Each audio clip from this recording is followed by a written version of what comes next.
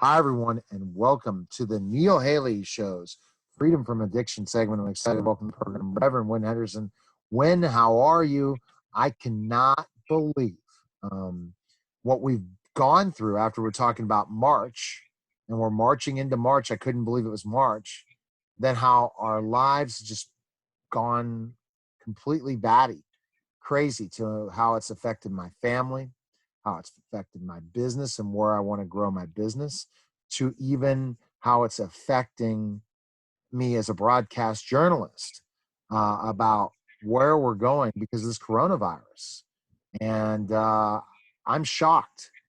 I wouldn't have thought this a week and a half ago when we recorded last, where we would be at this place. Well, Neil, we're at a place in world history that we've never been at before.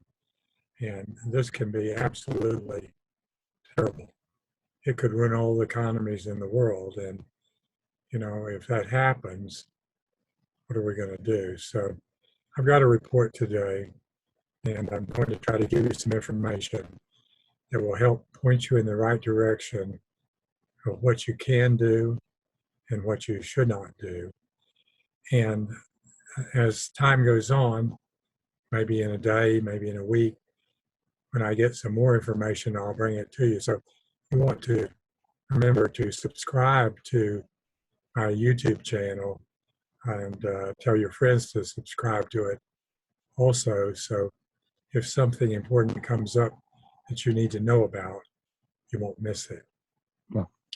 Today's program, we're going to talk about the information that I got from a virologist, medical doctor from California. His name is James Robb. And he's been studying the coronavirus since the early 70s. And he's known in his field for his research and developing information about the multiple clinical transfers into the human population of viruses like SARS and MERS that originated from different animal sources.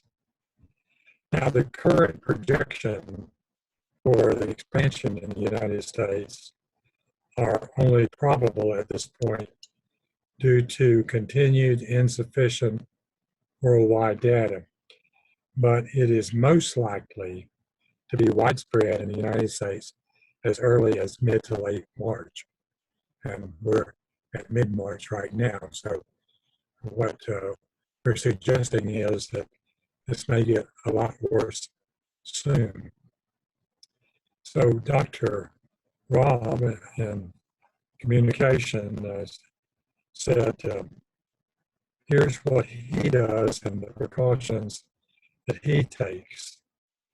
And they are the same precautions currently used during our influenza season, except adding on masks and gloves. So here they are.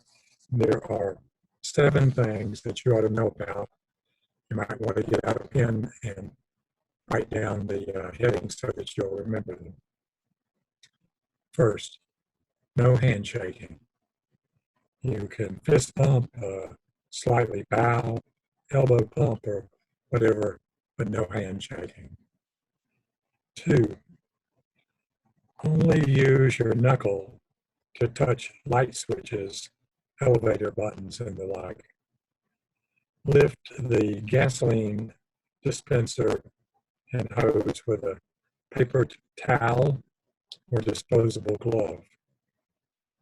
3, open doors with your closed fist or hips, but don't grasp the handle with your hand unless there is no other way to open the door.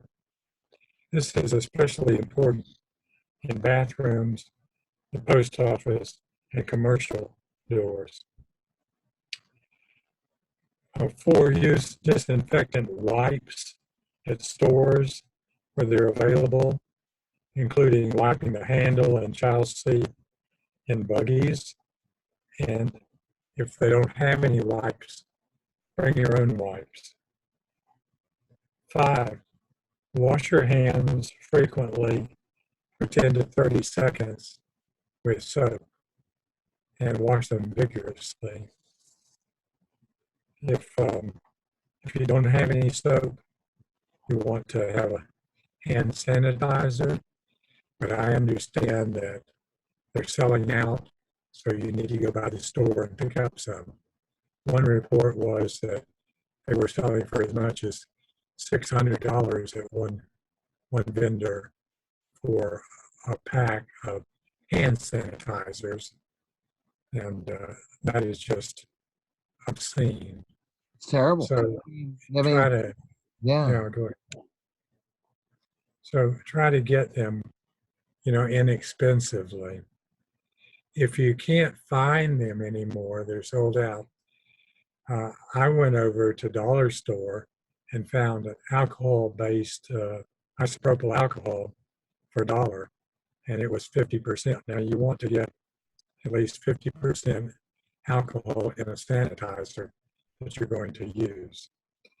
And this is important to have a sanitizer in your car, in your home, at least 2 different places in your home, close to the front door, probably in the kitchen. And you want to use it whenever you think that there's a possibility that you may have touched something that came from the community that is contaminated. And 7, if possible, and you're going to cough or sneeze, do it into a disposable tissue and then discard it immediately. Some people say cough into your elbow, but do this only if you have to, because the clothing on your elbow will contain the infectious virus that can be passed on for up to a week or more. I would suggest if you're out in the community and your community has been exposed to coronavirus, that you take off your clothes when you come back to the house, do the hand washing procedure, wash your clothes. And this is 7 things that you can do. Now, with respect to preparing, you need to stock up and get ready to be ahead of the pandemic spread in this country. I want you to buy latex, or if you're allergic to latex, nitrile disposable gloves. Those are the blue ones. Use them when you go shopping, to the gas station, and all outside activities where you may come in contact with a contaminated person and with the virus. Now, this virus is spread in large droplets by someone coughing or sneezing them. And this means that the air will not be affected, but the droplets drop on countertops and anything that comes within the 6 to 8 foot distance from the infected person. And they may stay, like I said earlier, on those surfaces for up to a week or more, and then you come along and touch them. Now, everything that is associated with infected people can be contaminated and potentially infectious. The viruses are on the surfaces, and you won't be infected unless you have an unprotected face and someone directly coughs or sneezes into your face. Now remember that this virus has only receptors for lung cells. The only way that a virus can get into your body is through your nose or through your mouth. And this being the case, you have to call from +18285131524. I'm going to get rid of this call. Just hold on with me a second. Sorry about that, but everything in the world is turning upside down. Okay, so I was saying that a virus will affect you through your nose or your mouth, and you will bring it into your body with your hands that's touched something that has been contaminated. So stock up now on disposable masks before they're no longer available. You have the mask to prevent yourself from touching your nose or your mouth. And the average adult will touch their nose or their mouth somewhere in the neighborhood of 90 times per day. And if you have that mask on, you won't be able to take the contaminated virus into your body. So it's not so much for the sneezing that the mask is going to stop the droplets, but it's for those droplets that hit something, you touch them, and then you touch yourself. And so you want to stock up on hand sanitizers, like we said, that have at least 50% alcohol concentration, and use latex or nitrile gloves and get them in appropriate sizes for your various family members' hand sizes. They need to be alcohol-based, and they need to be 50% or greater with alcohol to be effective. Now, here's something that most everybody that I'm talking to don't know about, but you need to get zinc lozenges. These lozenges have been proven to be effective in blocking coronavirus and most other viruses too, from multiplying in your throat and nasopharynx. You use as directed on the box several times a day. When you begin to feel any cold-like symptoms beginning, or if you're going to a function where other people who might be positive may be present. It's best to lay down while using these lozenges because it coats the throat better, but they are effective even if you take them standing up at an event. You want to let them dissolve in the saliva mixed with the back of your throat. There's one brand name called Cold Ease, but there are others. I went into a pharmacy yesterday and found 50 of these for $4.02, but they only had three bottles left.